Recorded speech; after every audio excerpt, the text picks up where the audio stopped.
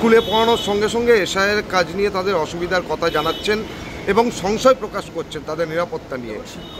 শিক্ষকদেরকে যদি এই কাজ থেকে যদি অব্যাহতি দেওয়া যেত তাহলে খুব ভালো হতো, কিন্তু বিষয়টি হচ্ছে আমাদের পশ্চিমবঙ্গে বিগত কয়েক বছর ধরে রিক্রুটমেন্টে নেই। কোন সরকারি কর্মচারী থেকে কাজে লাগানো হবে? এবং আমি এটা অবশ্যই মনে করি যে শিক্ষকদেরকে পড়াশোনার কাজেই শুধু রাখার চেষ্টা করা উচিত, কিন্তু এই মুহূর্তে পশ্চিমবঙ্গ সরকারের ইয়েই নেই, কর্মচারী নেই। লাস্ট কবে রিক্রুটমেন্ট হয়েছিল? ক্লার্কশিপ অন্যান্যরা বলুন, এই পাবেন না কোথাও। অভিষেক বন্দ্যোপাধ্যায় বলেছেন কালকে 2 বছরের কাজকে 2 মাসে করা হচ্ছে। বোঝাই যাচ্ছে আগে থেকে কোনো প্ল্যান করা হয়েছে।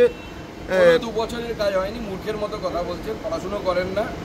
গতবার অর্থাৎ 2002-03 কতদিনের মধ্যে এসআইআর হয়েছে ভালো করে খোঁজ নিয়ে দেখুন। আগস্ট মাসে শুরু হয়েছে, কয়েক মাসের মধ্যে হয়েছিল। আর 2002-03 আপনার মোবাইলের ডেটার স্পিড কত ছিল, আর কত লোকের কাছে মোবাইল ছিল, আর এখন মোবাইলের ডেটা স্পিড কত হয়েছে।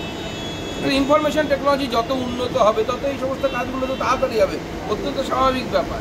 এরা নন ইস্যুকে ইস্যু তৈরি করে বেকার যুবকদের হাতে কাজ নেই, মহিলা সুরক্ষিত নয়, এই সমস্ত ইস্যু থেকে চোখ ঘোরানোর চেষ্টা করছে। শিক্ষকরা বলছে তাদের